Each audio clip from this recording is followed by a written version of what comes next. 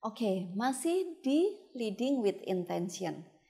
Sekarang kemudian pertanyaannya sebenarnya gini, bagaimana perjalanan coaching itu juga membantu saya atau membantu proses transformasi saya nih ya, secara personal maupun profesional ya. Saya itu mendedikasikan diri untuk jadi coach, teman-teman. Jadi mungkin perjalanannya sekitar tahun 2013-2014 ya. Ketika saya masuk lagi, reborn lagi di dunia bisnis, saya bilang ke diri saya, nih kayaknya kalau mesti bisnis lagi nih atau starting lagi nih, mesti yang serius nih. So that's why saya mencari seorang business coach untuk mendampingi saya. Dan sebenarnya sampai hari ini saya selalu punya coach. Dan kadang nggak cuma satu gitu ya. Saya biasanya punya coach di area bisnis. Kemudian saya punya coach belakangan ini di digital marketing. Saya juga punya life coach yang membantu saya untuk meneguhkan peran-peran leader saya gitu ya. Dan saya juga punya satu lagi coach untuk olahraga. Saya punya guru pilates, buat saya dia coach ya. Teman-teman, ketika Anda menginginkan sebuah proses transformasi, sekali lagi itu bukan sesuatu yang instan. Anda perlu menjalani prosesnya. Tapi coaching, mentoring, atau berbagai macam proses ya, Anda belajar sesuatu, itu akan mempercepat. Bisa nggak saya nggak lakukan itu? Bisa aja. Tapi pertanyaannya adalah kita butuh berapa lama untuk itu, ya? Dan seberapa Anda bersabar untuk mencapai sebuah transformasi itu. Jadi buat saya coaching, walaupun saya sekarang seorang coach, tapi sebenarnya yang memperkaya diri saya sebagai seorang profesional coach sekarang ini sesungguhnya adalah perjalanan saya berproses bersama para coach saya.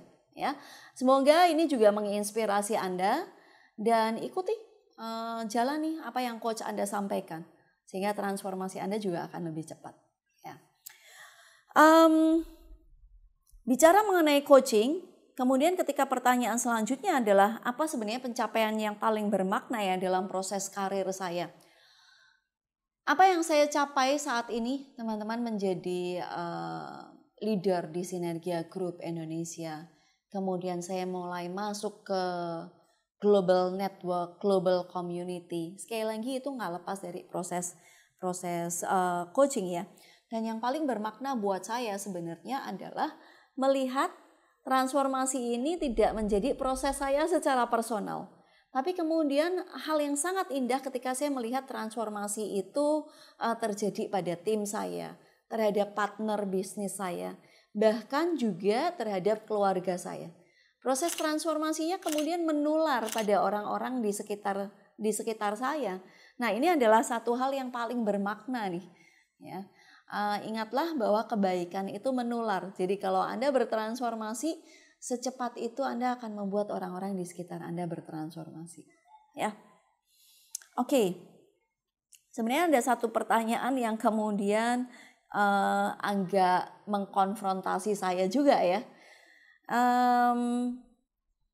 Kalau saya berdiri, ini sebenarnya pertanyaan yang pernah diajukan oleh coach saya juga, tapi yang diajukan oleh beberapa teman saya, tim saya gitu juga.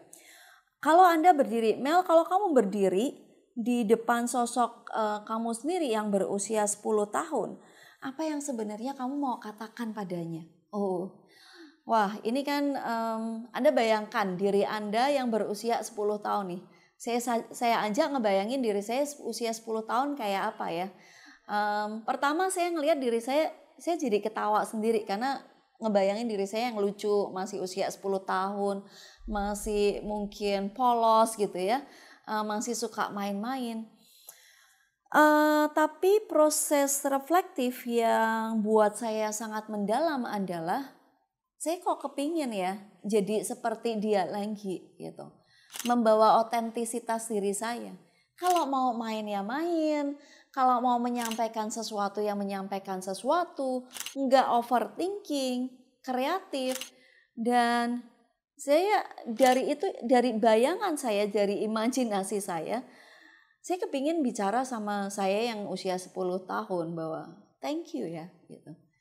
Karena otentisitasnya, karena kreativitas, karena keberanian, Dan saya yakin semua yang ada di diri saya yang berusia 10 tahun sebenarnya masih ada dan menjadi bekal dalam proses transformasi saya.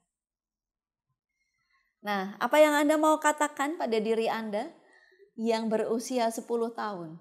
Atau mungkin Anda ingin bermain-main dengan dia?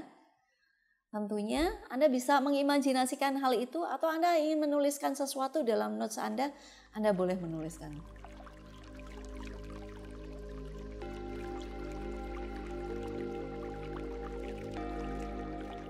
Kalau gitu Coach Amel ya, mana yang lebih penting nih? Great coaching atau great talent? Ini ibaratnya ayam sama telur, pilih duluan mana gitu ya. Bersyukurlah kalau Anda terlahir sebagai great talent gitu. Anda sudah punya berbagai macam talenta dalam diri Anda gitu. Tapi kita menyadari bahwa di dunia ini ada orang-orang yang mungkin tidak dengan cepat atau tidak punya kesempatan untuk mengeksplorasi talent itu ya. Maka coaching akan menjadi sebuah jawaban ya. Pendampingan, ada seseorang yang membersamai diri Anda. Dan sebenarnya seseorang yang punya talenta sekalipun, apakah dia nggak butuh seorang coach? Dia butuh seorang coach. Ya, contoh atlet olahraga atau mungkin artis yang dia sebenarnya sudah punya talenta. Coaching akan membuat Anda punya framework. Coaching akan membuat Anda fokus. Coaching akan membuat Anda mindful terhadap prosesnya. Dan coaching barangkali juga bisa membantu Anda untuk membangkitkan semangat lagi ketika Anda sedang down atau Anda kelelahan. Ya, jadi sebenarnya keduanya sama-sama bagus. PR-nya adalah bagaimana Anda menemukan talenta dalam diri Anda dan Anda menemukan coach yang tepat untuk membersamai perjalanan Anda. Ya, oke. Dan selama proses coaching, kalau saya bilang, Amel kamu alami great coaching nggak? Oh iya, saya sangat alami proses coaching yang buat saya itu momen-momen yang sangat berharga. Karena dalam proses-proses coaching itu akhirnya saya menemukan 3 hal yang sangat penting. Kalau tadi sebelumnya saya sharing mengenai DNA, ada 5 DNA, ada 3 hal yang menjadi highlight saya. Dan kebetulan ini terkoneksi banget dengan kartu points of view yang seringkali saya gunakan dalam proses coaching. Based on metodenya adalah fototerapi, sehingga kita gunakan foto-foto.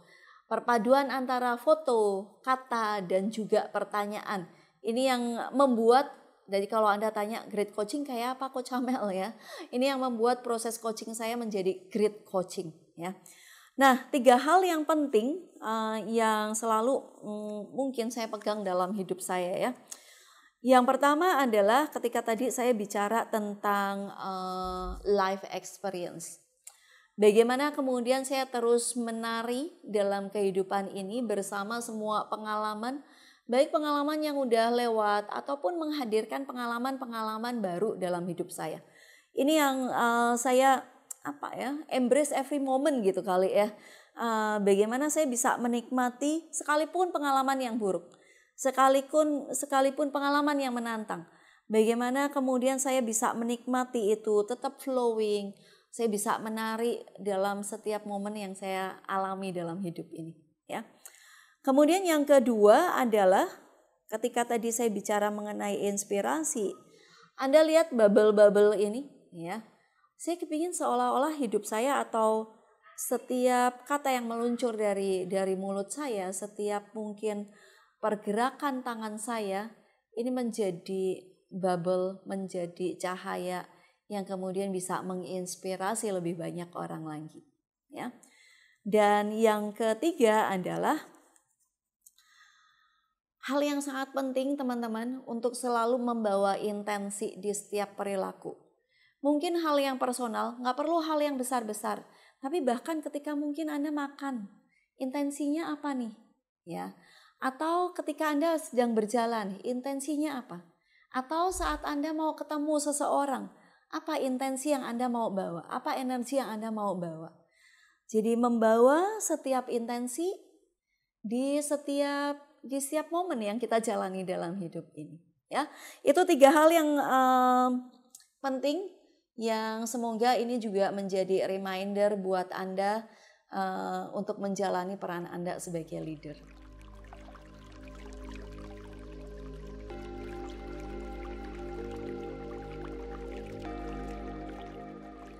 Oke, professional leader dan juga business owner, sekarang giliran Anda ya.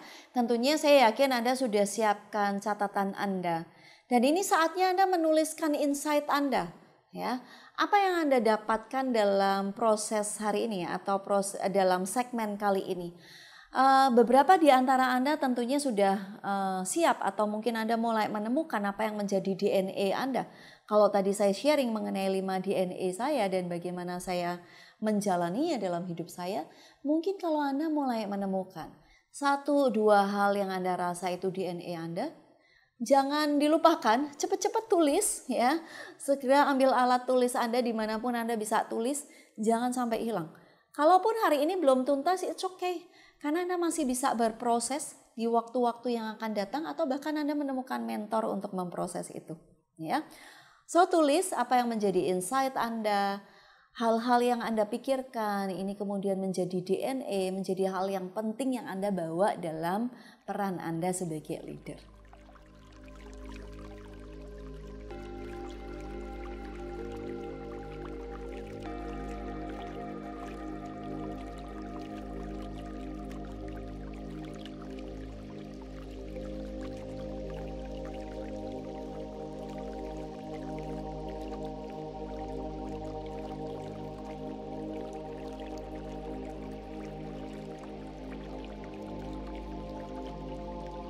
Dan tips terakhir buat Anda dari saya mengenai leading with intention. Saya tahu hidup up and downs, tapi setiap pagi kita bisa memulai diri kita leaders dengan intensi.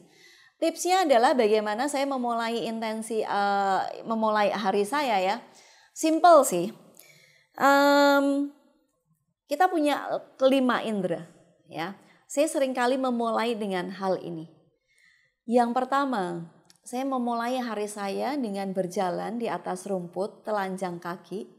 Kalau Anda tinggal di apartemen dan Anda nggak punya rumput, tentang aja teman-teman. Anda turun aja sebentar, walaupun Anda jalan di atas paving, Anda jalan di atas tanah, tapi Anda mulai membangun diri Anda dengan membangun sensasi-sensasi ya. Membangun indera kinestetik Anda, indera perasa Anda untuk merasakan emosi-emosi yang muncul di hari itu ya. Lebih bagus lagi kalau Anda bisa berjalan di atas rumput sehingga Anda grounded, terkoneksi dengan alam, pastinya Anda akan punya energi yang bagus ya. Kemudian yang kedua ya, lihatlah yang hijau-hijau. Kalau sulit lihat yang hijau-hijau, Anda lihat langit di atas yang biru ya. Sekali lagi, terkoneksi dengan alam akan menghadirkan energi yang positif untuk diri Anda. Sehingga Anda bisa menghadirkan intensi yang positif juga. Ya. Indera berikutnya, Anda bisa memulai hari Anda dengan mendengarkan lagu Pause misalnya. Anda bisa memulai hari Anda dengan mendengarkan lagu yang Anda suka. Lagu yang bisa membangkitkan energi yang positif untuk Anda. So, dengan demikian, ketika perasaan Anda positif, Anda kemudian happy, Anda tenang, saya yakin intensi Anda yang Anda bawa untuk memimpin tim Anda di hari itu juga adalah intensi yang positif. Selamat mencoba dan pastinya kalau Anda ingin sharing, Anda boleh tuliskan komen di manapun yang Anda bisa tulis dan Anda bisa kirimkan ke saya.